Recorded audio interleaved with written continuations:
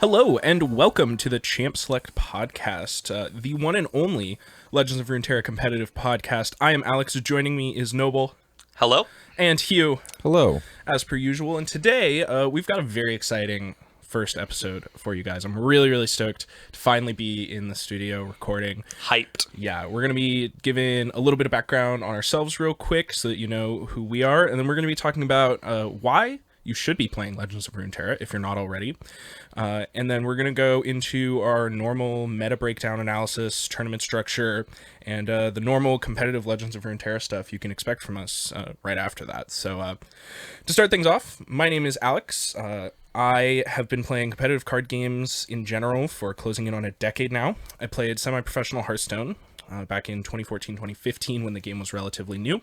Got into Magic around the same time and have been playing competitively since then.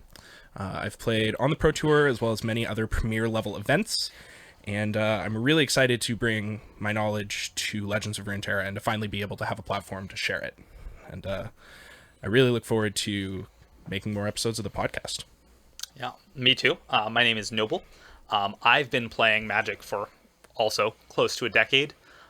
Little bit longer, but that's as long as I've been going to tournaments. I've played on the Magic the Gathering Pro Tour, played lots of other high-profile events, been playing what I would consider competitively and professionally for the last three-ish years.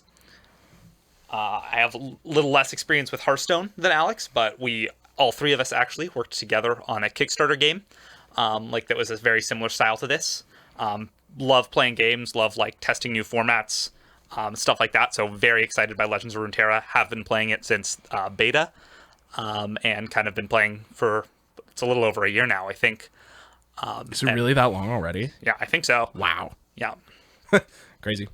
Yeah, my name is Hugh, and my card game experience, God, I've been playing Magic for probably 6-7 years. Not quite as seriously as these two, definitely competitively, but not quite. I have not attended the Pro Tour. You're a casual, don't lie about it. Yeah.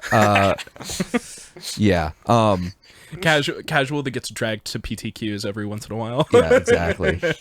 I think most of my card experience comes from Magic, Hearthstone, and like Noble said, the game we all successfully launched on Kickstarter a while back. So most of my perspective is going to be from a development standpoint, and a lot of the balance changes, a lot of really interesting developer updates that they give us, and how active this particular game is with the community. I really love their community engagement from their team.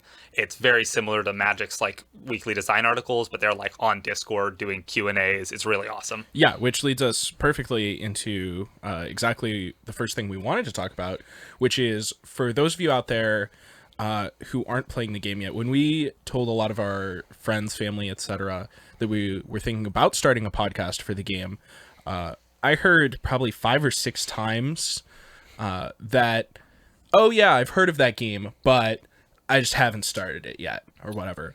I got after the 5th or 6th time, I was like, all right, well, clearly we're gonna need a segment on why you should be playing it if you aren't already. So we want to go into a little bit about the similarities that it has between other high-profile card games.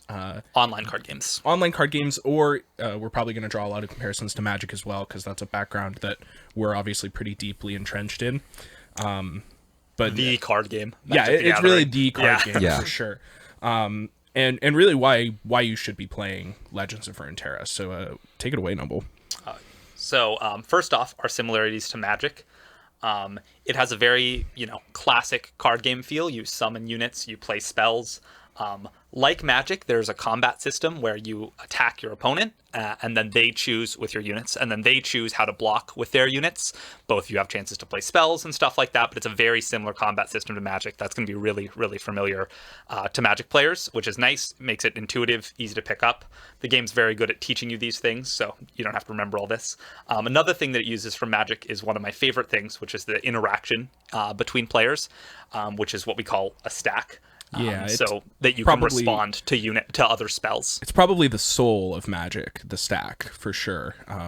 And it's crucial to Legends of Runeterra as well, for sure. This game's a little different right now because it's always been an online card game. You can't respond to followers, so all of your fights, all of your interacting with each other will be over spells, but there's plenty of ways to interact with the board through things like combat tricks, removal spells, stuff like that, things that will be very familiar kind of types of cards to other Magic players.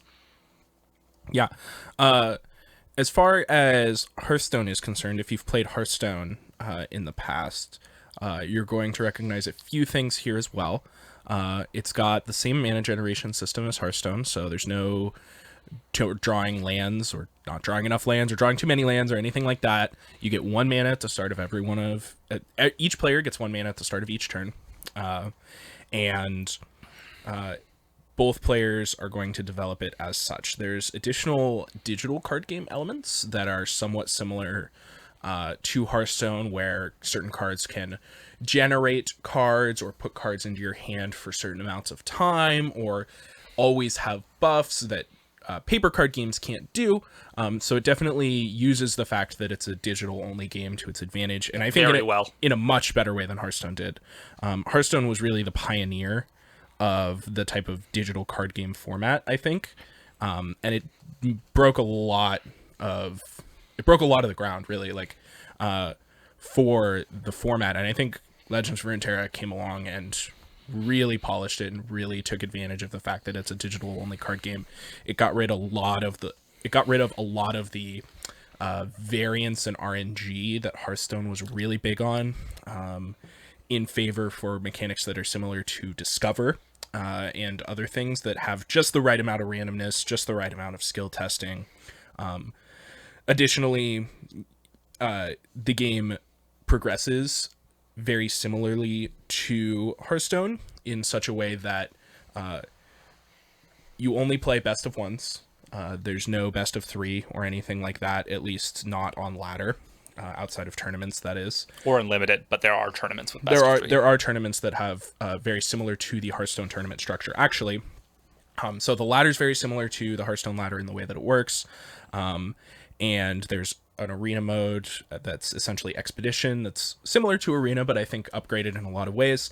And we're taking it appears as though Legends of Runeterra is taking the Hearthstone tournament structure as well, where you bring multiple decks that can't be the same for various restrictions, and you get to ban one of them, and then you have to win with your other 2. And I really, really like that tournament format. I've played it a lot in my time playing Hearthstone, and I loved it. I thought it was one of the best ways to actually run the tournament, so I'm very excited to see it back in Legends of Runeterra. We're going to go deep on it at the end of this podcast. Sure. Yeah, definitely. And one small thing that another game has influenced in Runeterra is actually the turn structure from Gwent a little bit. In Gwent, you are only allowed to play 1 card, and then your opponent is allowed to play 1 card. This is actually the same in Runeterra. You get to take an action, and then your opponent gets to take an action. There's a little bit of nuance because they added the stack. You can put a sorcery and an instant on the stack at once, but you have to put them both at once and then click OK. You can only do one thing each turn. It goes back and forth, and the turn only ends when both players have decided not to take any further actions for that round. And then attacking is one of the actions, like I was talking about. Exactly.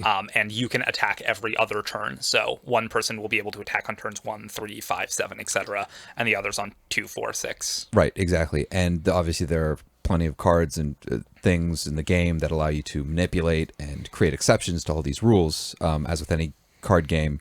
But I think one of the most important things about all of this is that Magic did a lot first as did Hearthstone and Gwent a little bit. But the most important takeaway from this is that Legends of Runeterra took the best parts of all three of those things that they did first, and it did all of those things better. It's insane. Yeah, it's got the great mana system from Hearthstone. So if you play Magic and you're sick of getting land screwed, guess what? It's not going to happen in Legends of Runeterra. Or if you play Hearthstone and you're so sick of all the variants with all the random cards, well, guess what?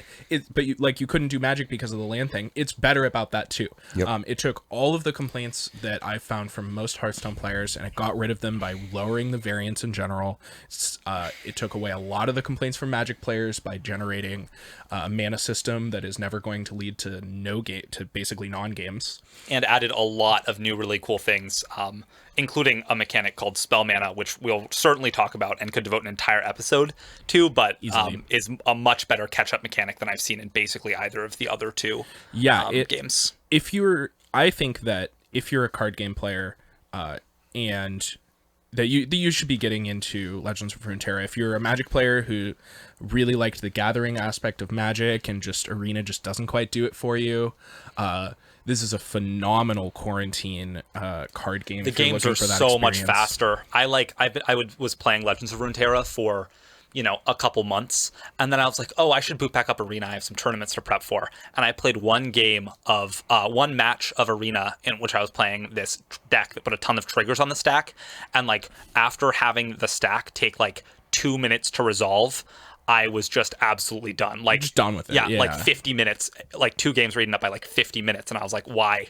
Absolutely. And I went back to Legends of Runeterra and started grinding the ladder and played 3 games in 20 minutes or something ridiculous, and I was like, it's so much smoother. It just goes so much better. It was designed to be an online game, so it avoids so many of the pitfalls that Magic has as an online game. And I love Magic. Magic is, like we said, the card game. I've been playing it for so long. There's so many formats. It's so cool, but it's really held up. This is the best online card game. Yeah, for sure. It has really held up. Magic has held up over time because of that gathering aspect, because of its iconicness, because of all these formats. But Legends of Runeterra is just really it's so well designed. So awesome. This is the best online card game. I'm willing to just full stop there. I think. Yeah, I agree. I think that if you are looking for an online card game for whatever reason, and even if you didn't know you were looking for an online card game, even if you're just a League of Legends player, who has never tried card games in general or whatever, this is a phenomenal one to do it. It's super accessible. If you're familiar with the League of Legends universe, obviously you're going to have a sort of homely feeling towards, or familiarity towards, the creatures and the characters and the world and all that, and the mechanics often cue off of things that are in League too. So and to clarify, it's very intuitive. We do all play League. We're just bad enough at it that we didn't mention it in our intros. Yes, and we don't need to ever mention it again. Yeah, that's fair. Yeah, let's get exactly. We can move right on. We are all hard stuck in gold. Speak for yourself. Hard stuck bronze. And this is why we have a competitive card game podcast. Yeah, we're a lot better at card games than MOBAs, so let's not even go there. Yeah. But I will say that if you are a League player looking to play a new card game, it really, really fleshes out the universe of Runeterra. It's great. There's just so many, because you can't, this game can't just put champions. Those can't be the only cards. There's a bunch of... There's a whole lot of cards, and I think one of the things additionally that it did really well is it really dug deep into the art, the lore. All the cards have cool voice lines. Many of them have multiple voice lines for various different things. They interact with other cards. Like if you play Senna and Lucian, they talk to each other. All of them, whenever Thresh comes out, they have mad voice lines, because if you know the lore, Thresh killed Senna. Wife. Yeah. Senna. You clearly don't know the lore. Yeah, but I knew that they were all related. All right. But regardless, it took that from Hearthstone, where the cards had voice lines and really came to life, and Magic Arena did it a little bit, and to be honest, it was not that good, or not as well executed as Hearthstone was, or Legends of Runeterra was. The cards are just cool.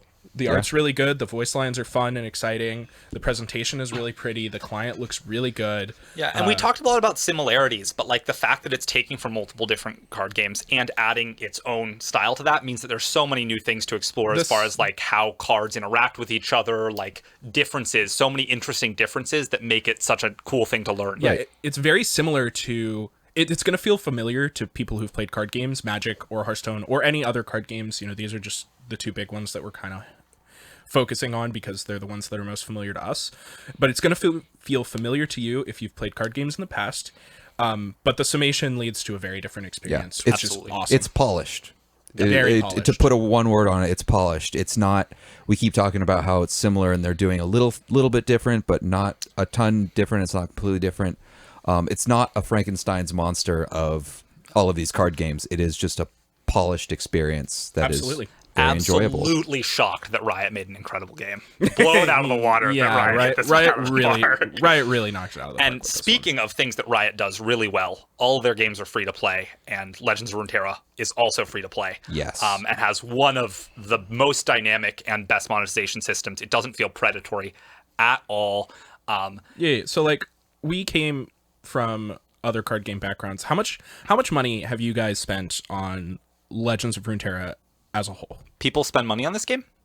Yeah, I have spent $0 on Legends of Runeterra. I have spent 25. And when was that? That was when I think the day I booted it up, I was like, yeah, because you didn't know. Yeah, you didn't know you didn't need to. Well, you're just so ingrained. You're just so ingrained in it that you didn't know you didn't need to spend $25 on the game. I like clicked on the store. The store was actually one of the first things I clicked on. And I was like, ooh, like starter pack, shiny. Yeah, like, good thing. Yeah.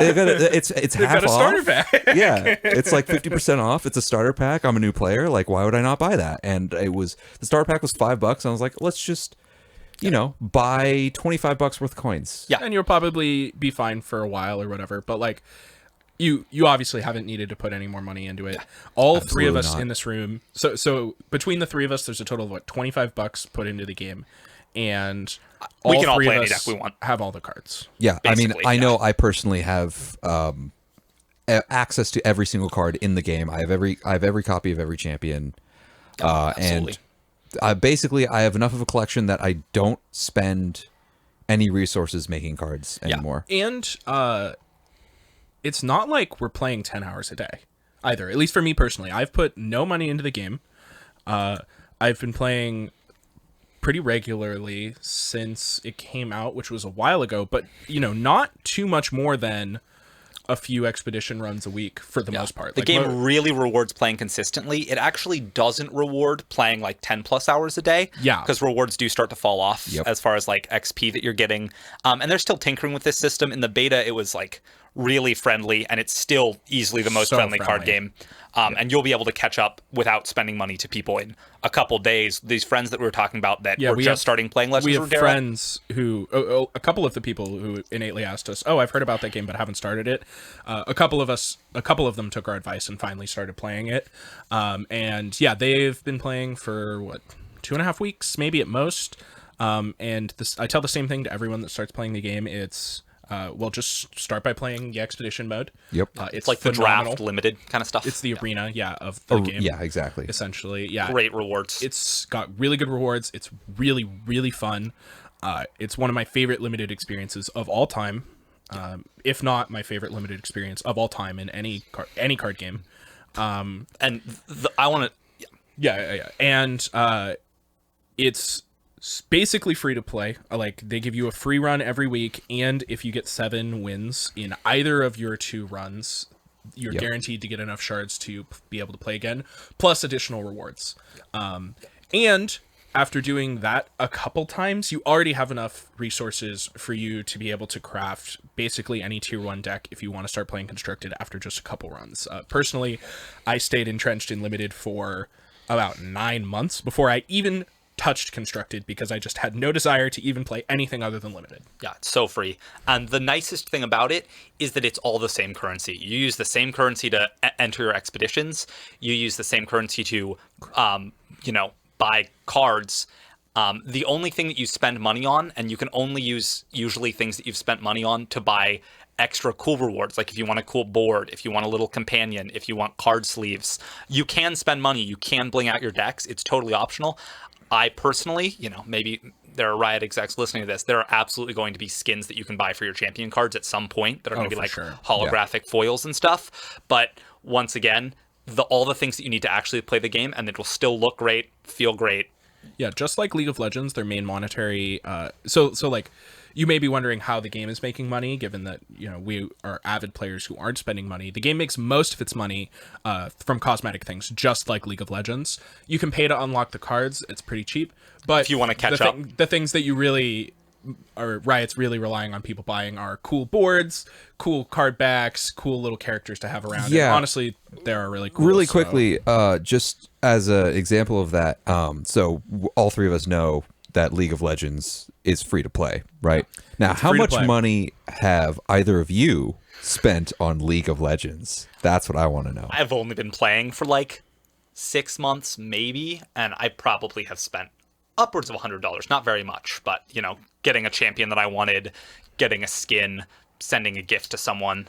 Yeah, I've spent most of the money I've spent on League of Legends gifting other people, but probably somewhere in the realm of $200 to $300 over 7 years that I've been playing, which is exceptionally low, I think, as far as the average is concerned. Oh, yeah. Nobody definitely. asked any of us how much we've spent on Magic the Gathering. Yeah, don't we've do had that. Magic the Gathering as a hobby the entire time, so that's definitely It's- probably a contributor It could be 5 digits actually. for you. Oh, No, yeah. for any of for us. yeah, for yeah, Magic. easy. Yeah, yeah. Including tournaments, I've flown to tournaments. I think I've lost more value in cards than I currently know the location of, which is a me problem. But boy, is it nice to have not have that problem with a digital card game. Yeah, for sure. Exactly.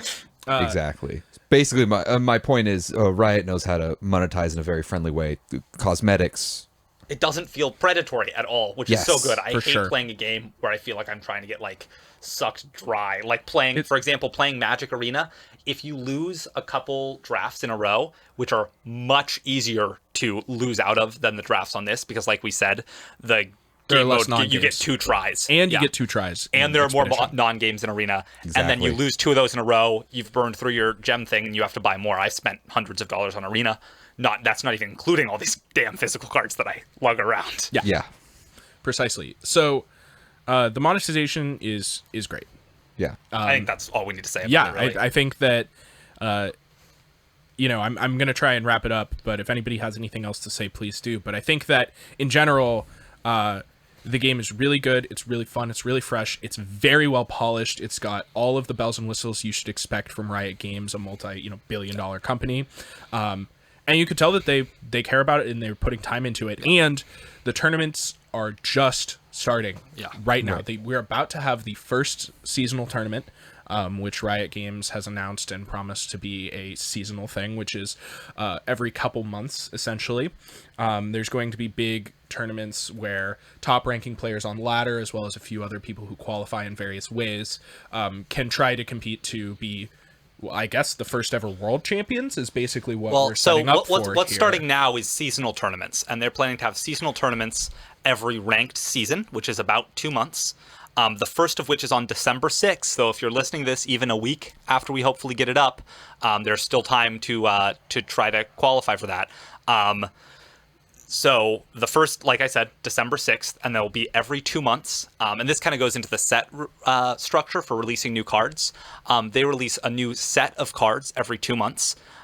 Every 3 sets is called an expansion, which will add a new region to the game. So during beta, there were 6 regions. And then when it started, they added Bilgewater. So the first ones were Noxus, Demacia, Piltover and Zon, Shadow Isles, Freljord and Ionia. Yeah, and then they added Bilgewater, pirates and stuff, and then they added Targon and the Call of the Mountain expansion, and we're currently in mountains and shit. Yeah, and we're currently in the end of that, which is Monuments of Power, which is the most recent expansion in the ranked season. So then there'll be this thing on December 6th, and then presumably next like February 6th-ish, there will be another tournament. And the way that you qualify for these, there's 2 ways. The first, which if you're just starting this, you might not be able to grind up to top 700 in your region on the ranked ladder. But the top 700 people from each region will be competing in this tournament.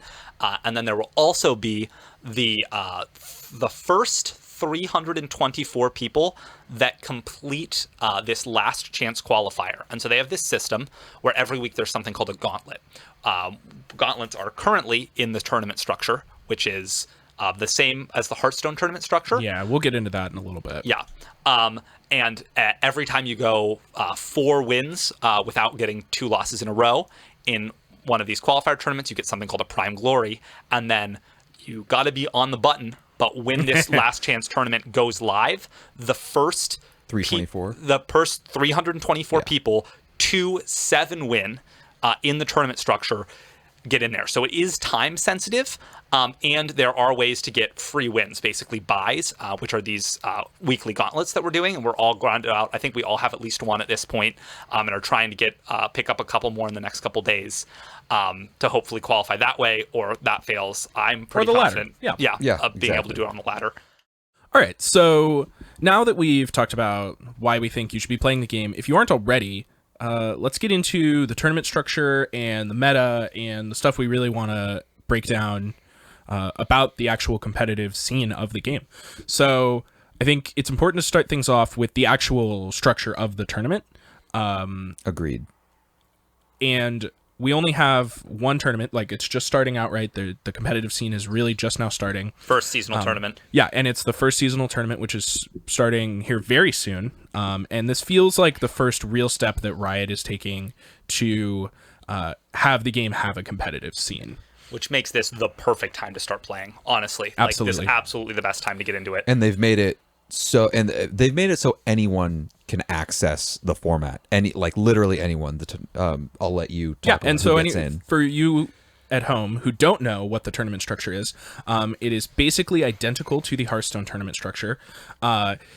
It is best of 3 per match. Everything else, expeditions and ladder, all best of 1. Absolutely. So only the tournament is best of 3. Only the tournament is best of 3.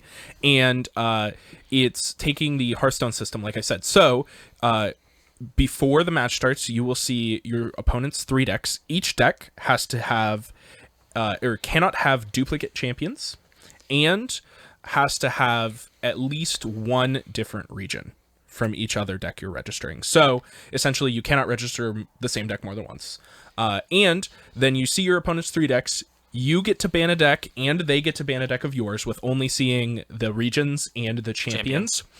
And then you have to win with both of your decks. So it's essentially a best 2 out of 3, but you have to get a win with each deck that they don't ban. And that is a very different tournament structure than people who, for example, played Magic are going to be used to, because there's a lot of strategy to be gained and a lot of small edges to be gained on what exactly you're preparing to play against, what you're going to ban, and you can construct your decks in very different ways. So when you're playing these gauntlet tournaments, you should not just be registering the 3 decks that you've liked the most for ladder. You really want to come in with a cohesive plan. You want to know what deck you're banning. You don't want to play it by feel. You want to know what your decks are good against, and you want to try to attack and exploit certain pieces. At least this was all true in Hearthstone and has proven me well so far in Legends of Runeterra, but of course we've only had this format for 2 weeks. Yeah. So gonna have more to learn, but that carried over pretty well from Hearthstone for me. An additional crucial part of this tournament is you have to win a game with both of your decks. Yeah, very important. In other words, once you win a game with a deck, you don't play that deck again. Correct. So you need to pick a combination of 3 decks that can win a game against some subsection of decks. Like, you cannot play, you cannot have your strategy hinge on one of your decks, because that one can just be banned. Yeah, and it also means that by default, your opponent, in order to win the match, will also have to win with each of their decks. And you get to choose what decks those are, because you get to ban one of their 3. And so you get to choose, you can also think of it as choosing which of your opponent's decks they have to win with. Correct. So you can both say, these are 2 decks that are very good at winning games in general, or you could say, I'm going to make it so that a specific deck of my opponents has a very hard time winning a game. Yeah, so if let's talk a little bit more specifically about the actual gauntlet we played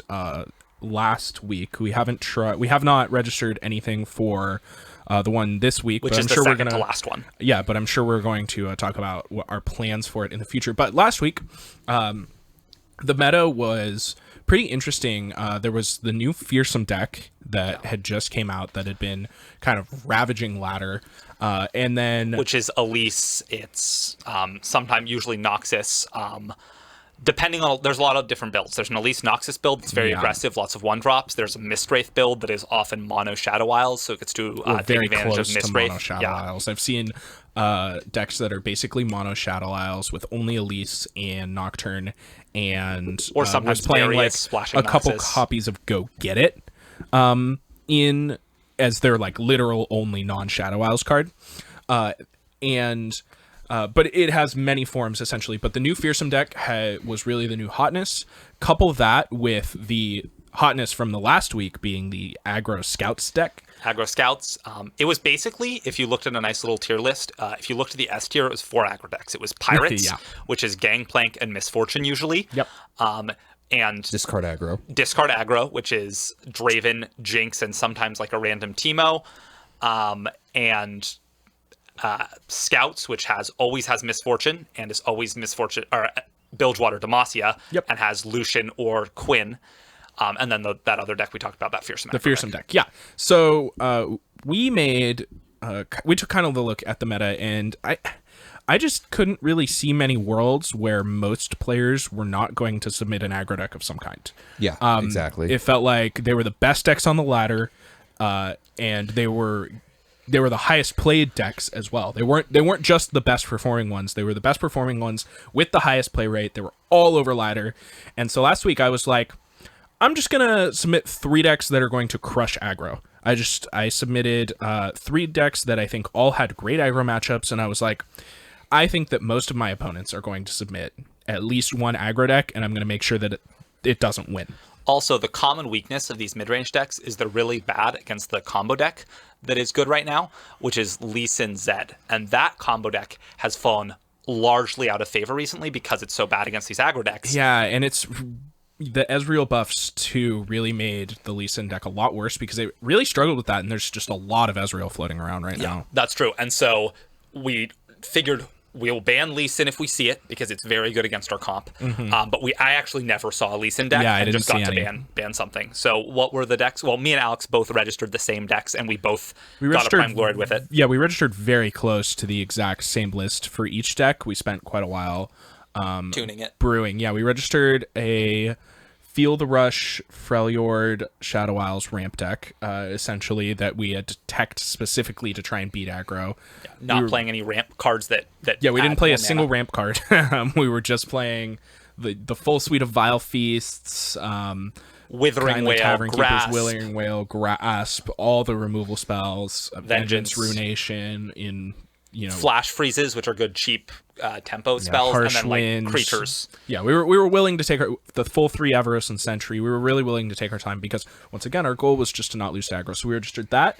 We registered TF Swain, which is a little bit of a blast from the past that I think people might have forgotten about. Yeah, it was very good for a while, kind of dominating. And it was good because it was really good at beating up on discard aggro and pirate aggro. The combination of kegs and spells like TF's red card, really good at wiping aggro decks. There's just not a ton of counterplay there. You just have a ton of units that just have a good amount of power for their cost up the curve, and then an aggro deck trying to beat Swain or the Leviathan, especially when they don't have hard removal, is really tough. Stuff like Ravenous Flock being cheap removal, the deck has a lot of things going for it against aggro. And once again, we didn't really need to tune that deck too much for aggro per se because it's already just innately great. But we did, make a couple changes with choices in mind. I think we're only playing 1 copy of Salvage with the full 3 zap. I've seen a lot of 2/2 or even going the other way on that split, but we just wanted the bodies. And then our third deck that we registered was a Karma Thresh control deck. Spooky Karma / Karma KDA or any other fun name. It's a Go Get It deck. Go Hard deck, excuse me, sorry. Go Get It is the one that returns. It's a Go Hard deck. There's also copies of Go Get It, which is also good. Yeah, it's a Go Hard deck, and it's just a control deck. It's using Karma, and I was the most impressed by this deck by a lot. So many spells that say Drain on them. You have 4 Vile Feasts, or 3 Vile Feasts. Sorry, you can play 3 of a card in this format. 3 Go Get It's. Or Go Hard. Go Hards. 3 Go Hard. Sorry, I screwed everyone up. Go Hards. Grasp of the Undying, Withering Wail, tons of things that gain you life. And like we said, you can't duplicate champions, but you can duplicate regions. So we got to play 2 Shadow Isles mid-rangey control decks that got to play all of the Shadow Isles healing that is also removing units from the board, which is really why the comp was good against aggro. I don't think the comp would have worked nearly as well if we didn't get to double up on Shadow Isles. For sure, yeah. And that was great for both of us. That was very effective for both of us. I lost my first match, actually, where I played against Lulu Shen for support deck, and it seemed like kind of a nightmare matchup. I was playing TF Swain in the first game. It seemed like kind of a nightmare. I just felt like his things were too big, and there were so many of them, and like I couldn't deal with all the threats. And whenever I did deal with the threats, I frequently found out that they would just have a pump spell or a removal spell or whatever. It felt very Fiora Shen-esque, but like almost harder to deal with because it's not hinging on one card. Yeah, it wasn't like I just need to kill Fiora. It was like, oh my god, I need to kill Lulu, and I need to kill Shen, and I need to kill these young witches, and I need to kill this stupid squirrel that's attacking for 40. Yeah.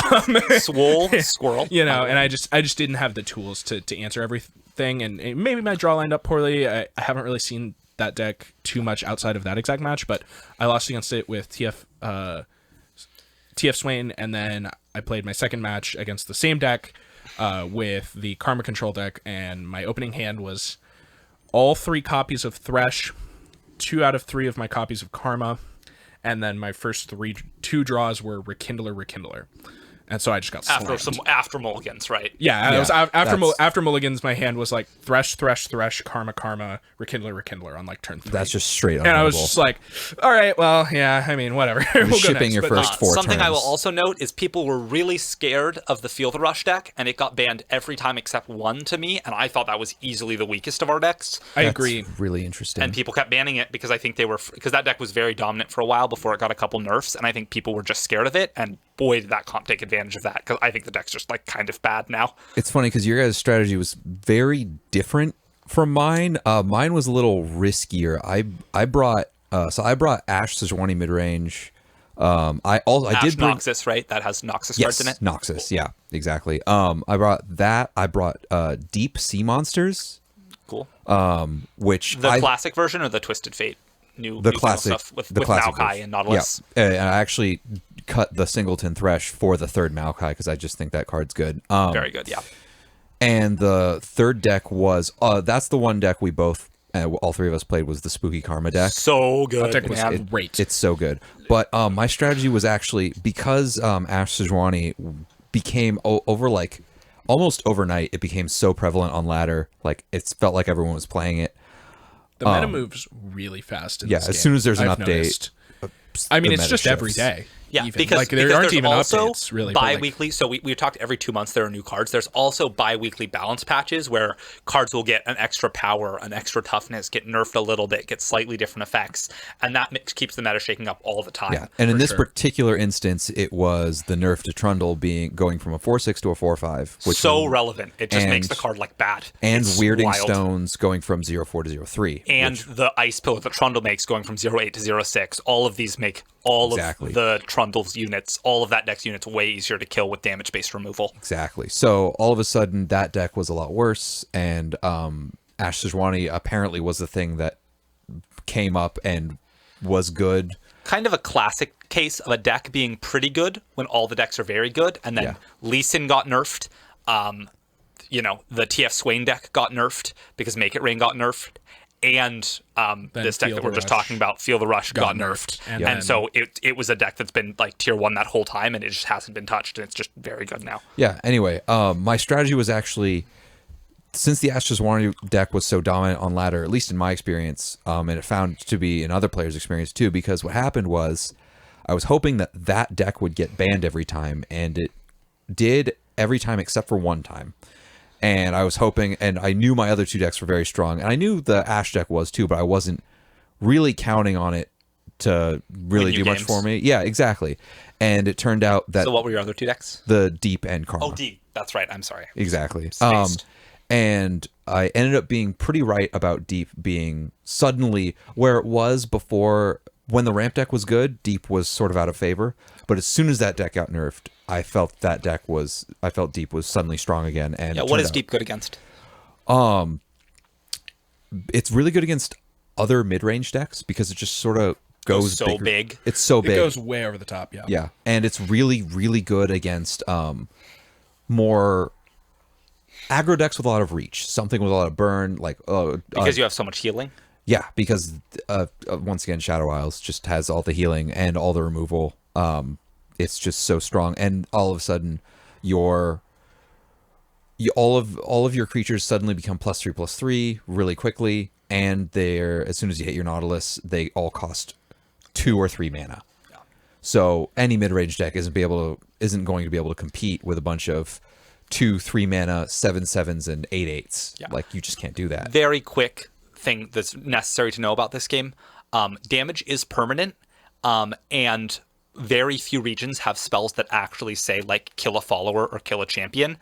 Shadow Isles has both the destroy target unit, and destroy all units.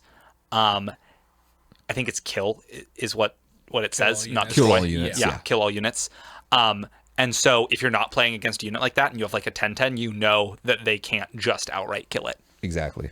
Yeah. Exactly. So, all in all, I think, how did that, or more as a follow up, how do you think, how did your gauntlet go, and like, what were the pros and benefits? What would you have changed? What did you like about your lineup? So I actually had to not finish the gauntlet. Unfortunately, I got to of the 4 wins I needed, I got to the third one. I got my third win.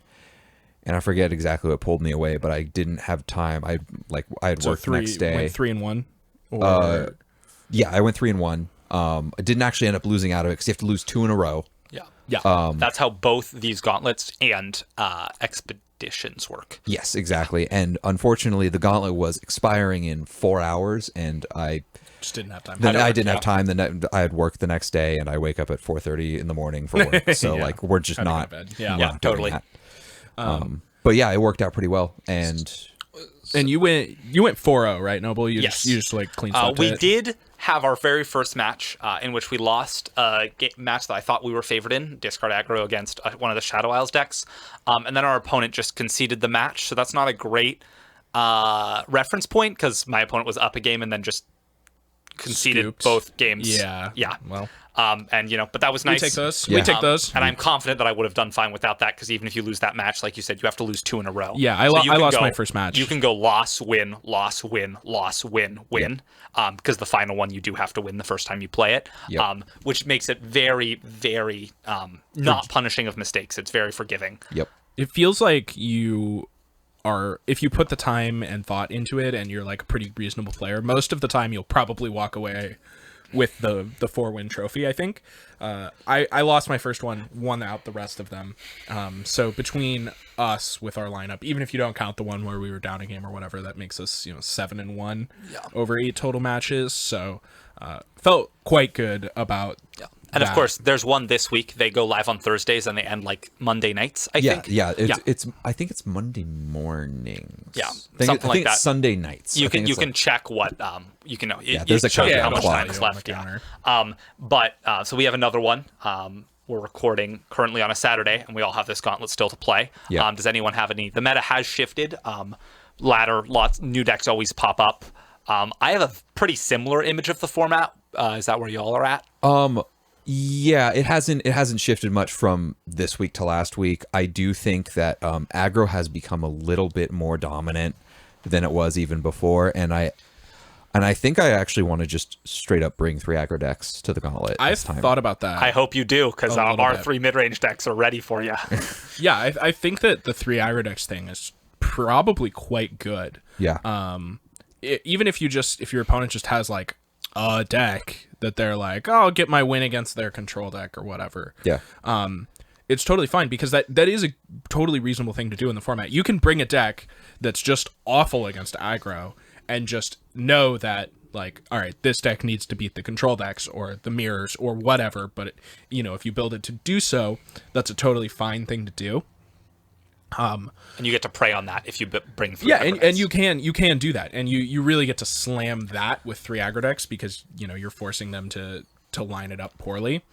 It essentially takes, by bringing 3 of a similar deck, I've found from Hearthstone, what you're doing is you're essentially calling out the fact that people are going to underprepare for it in some way. So if you think that people are not going to be all that respectful to aggro for whatever reason, then I think the 3 aggro deck thing is pretty reasonable. Aggro innately has the distinct advantage of, even if you prepare for aggro, sometimes you just lose to it. Yep. So it's much better than I think bringing like 3 combo decks randomly, because if people prepare for that, they're just going to slam you. Yep. Exactly.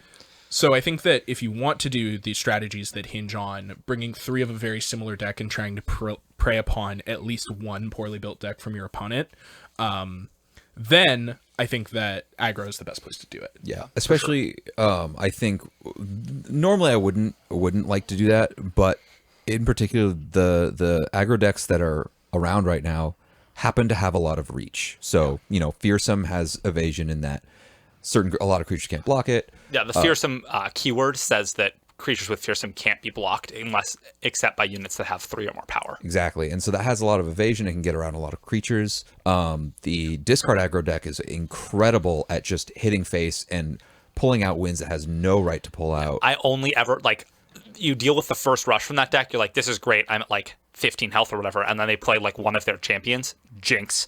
It's mostly Jinx. You just can't lose. It's always Jinx. Yeah. That card kills people really hard. Yeah.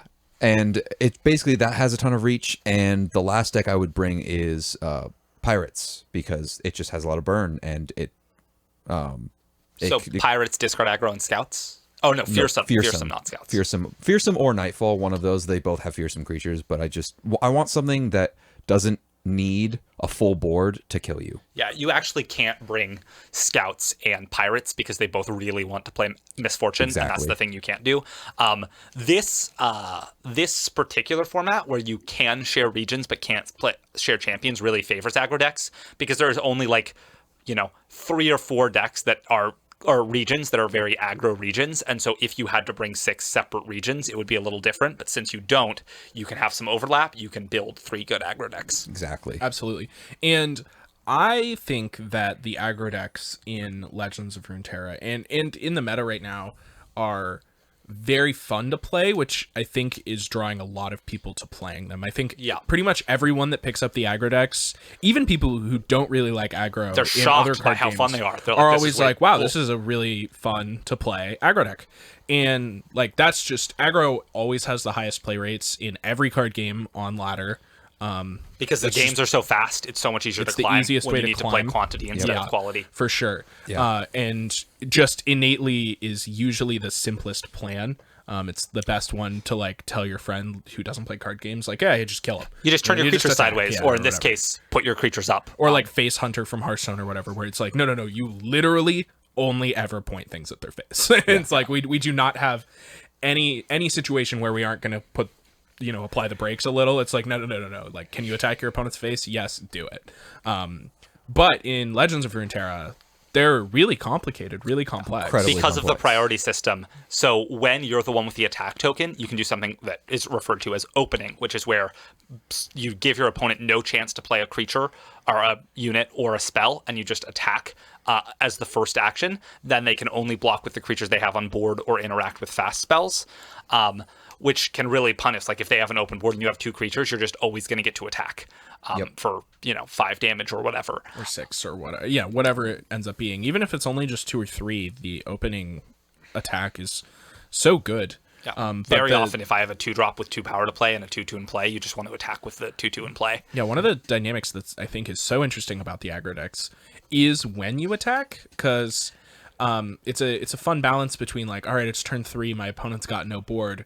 Do I attack with my Zonite Urchin and a 1/1 or whatever, or do I play my Draven first? Exactly. And if I play my Draven, my opponent has the time to cast some removal spells or cast a really good blocker or something, and then I might not be able to attack with anything. But if they don't, then I'm going to get to hit with my Draven, and it's huge. And this game really rewards game knowledge. So if you can say to yourself, my opponent's not playing Freljord, so they can't play Avalanche, which is a card that deals 2 damage to all your units, which means that at least one of your things will survive a removal spell, then you might want to play your unit. But if you know that they have a lot of fast spells, you know it might not matter, so you want to play your unit. Or they have a lot of followers and not a lot of spells, so you really want to attack. While the getting's good. Yeah, exactly.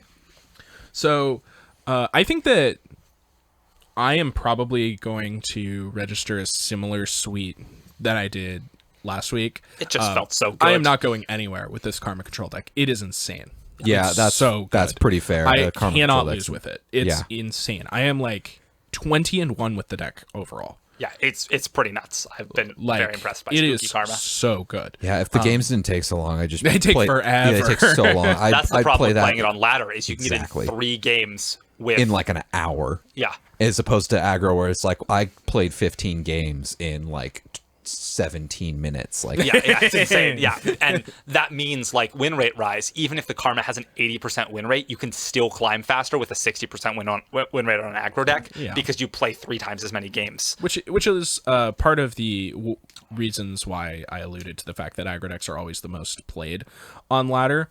But like I said, these tournaments are not ladder. You cannot look at these gauntlets and just take your 3 best ladder decks. Don't take the 3 S tier decks. You really, Don't look at a you mobile really report and take the 3 want S tier to decks. think about it. And even if you're taking, I do recommend taking 3 good decks. I don't think you should show up with some janky homebrew that you've never tested before. Obviously, if you want to play a deck that you built yourself or whatever, like please do, especially if there's good times for it in the meta, which there always will be.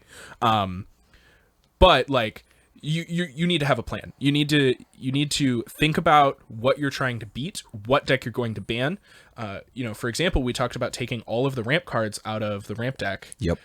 To try and beat aggro, and we did that for a variety of reasons. One, the ramp cards themselves were kind of bad, and Especially they're only since really Weirding Stone's got important a nerf. they're only really important in the mirror, because in the mirror they're basically like the acceleration is really all that matters. Yeah, hitting your big guy before a turn before they hit their big guy is like Huge. the way you win that. You just kill them. Yeah, They they just just die. kill them. Yeah.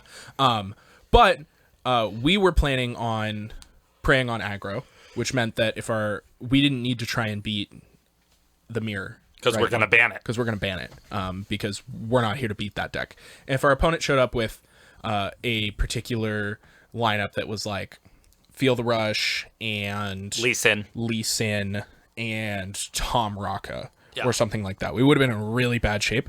But thankfully our read was very good, and everybody showed up with at least 1 aggro deck, if not multiple, and we felt like we could collect on those. So we took And all then our ramp every cards time out. someone shows up with 3 aggro decks, it's almost free It's a because the slaughter, matchups yeah. are so good. Yeah. Yeah, it's like we showed up with no ramp cards because they aren't really good against the decks we want to be playing against, because you're not playing against an open field. You get to ban a deck. There are huge deck building implications when you don't have to play against ramp or control or aggro in general. If you can just take huge subsets of the meta out and just not play against them, your deck building changes drastically. Yeah, I mean, with 1 ban, you almost get to just ban an archetype. Yeah, exactly. Because there's only 3 decks that your opponent has, and honestly, we could probably devote an entire episode to the whole tournament system. And we how will, to- don't worry. Yeah, Yeah, we very well may. Yeah. But yeah, so anyway, all this to go back to my original point of I'm probably submitting some form of Karma Control. I just love the deck, and I've been having a lot of success with it, and I think it's good at attacking a certain subsection of the field. I probably am going to just plan on attacking aggro again. I think it worked really well last time. I think the ladder has been even more aggro than it was then, which really speaks to things. And I think a lot of people aren't going to make that jump, that leap. I think a lot of people won't stop and think about what me being able to ban a deck can really do for the decks you're playing yourself. I think a lot of people are just going to be like, man, I hate Lee Sin Targon deck. I'm just going to ban, or I hate playing against Tom Raka. I'm just going to ban it.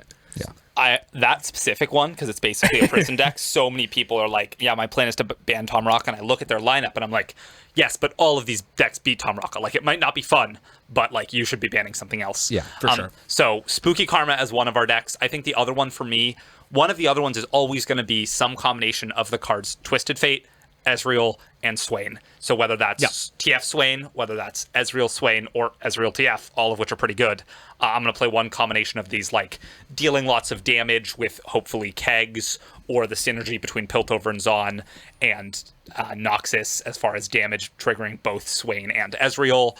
What do you think the best of those variants is right now, out of curiosity? Are you on any one particular camp? Hugh, this is to you too. What do you guys think the best Twisted Fate variant is? Because I'm actually not sure. So Swain is a really powerful card, and he bails you out of a lot of situations, especially in combination with the Leviathan. So I think I would play a Swain version currently. You need Swain, period. I think you need Swain. I think that's not debatable. And I think given the strength of Ezreal and the fact that he is 1 mana less, and he actually does give you recursive removal, I think Ezreal Swain is the place to be right now. Especially because that deck is better against a bunch of 2 to 3 toughness creatures, while the Twisted Fate is very good with his red card against like discard aggro. But if you're already playing a Shadow Isles deck that has a ton of pings, that deck can be relied upon to beat your opponent's deck that puts 6/1 toughness creatures into play. And so then I want to play a different deck that plays Mystic Shot, so it's good against 1 mana 2/2s. We're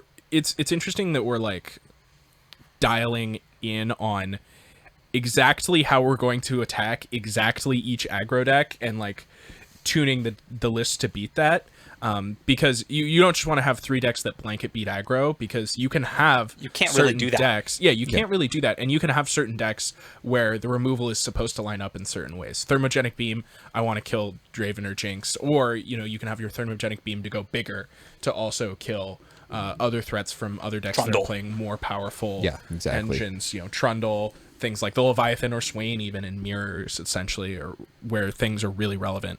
I think I agree. I think Ezreal Swain is the best of that variant. I think currently. that's going to let me play a pet deck, which is Twisted Fate Gangplank, which is a cool beat. It's a beatdown deck for sure. It likes to trigger Plunder, but it also is very good because it has Twisted Fate and Kegs at beating those aggro decks. And I usually pair it with either Piltover and Zon or Noxus, which I'm allowed to do because, I'm not using a champion from there, and kind of do this kind of like beat-downy aggro deck. Yeah. Yeah, and I think that we both agree that the Feel the Rush deck that we submitted from last week was probably the weakest. Yeah. It was still good against aggro. This is a weird thing that happens in this tournament for a long time, is because the ramp deck is Shadow Isles and has a ton of healing, it's just good against aggro. It's so good against reach. When they're playing a 5-mana slow spell that deals 4 to your face, and you're playing a 5-mana fast spell that kills one of their units and gains you 3 life, it's just so good. There's so much tempo. Yeah, there's so much tempo. All right, I think that's a pretty good summation. Does anybody have anything else they want to add before we wrap it up for today? Not really. I mean, other than this is just really the perfect time to be getting into the competitive scene because it's accessible to literally anyone. Really do it. Yeah. Top 700 players on the ladder, get in.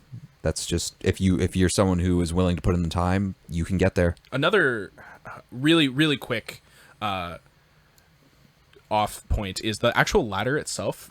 At the top of the ladder is really great. It shows everyone's rank, exactly the amount of LP they're at, and you can click on their profile and it shows you the recent deck they've been playing and gives you a link to export it. So you can just go onto the ladder and see what the people at the top of the ladder are playing. It's really clear. It's super great. Any other points you want to add? So there's a subreddit. There's a Discord, all for Legends of Runeterra. Great resources. There will be ones for the Champ Select podcast soon. Hopefully you're listening to this they're out right now on YouTube or SoundCloud, and these things have been done already. So yeah, this is great. Look forward for future episodes. We hope to be getting them every week. We're planning on releasing episodes every week. Make sure you guys follow the Champ Select Twitter for updates, as well as join the Champ Select Discord, where we will all be producing various content. We'll be talking to things. If there's any questions you want to ask us in particular or whatever, the Champ Select Discord is probably the best place to get to talk to. Links in the description. Anyone else. Links links for everything will be in the description below. We want to thank you guys so much for watching this first episode. I had a great time. I mean, we've just been rambling for quite a while, but I guess that's what it's for. So we'll see you all next week for another episode of Champ Select.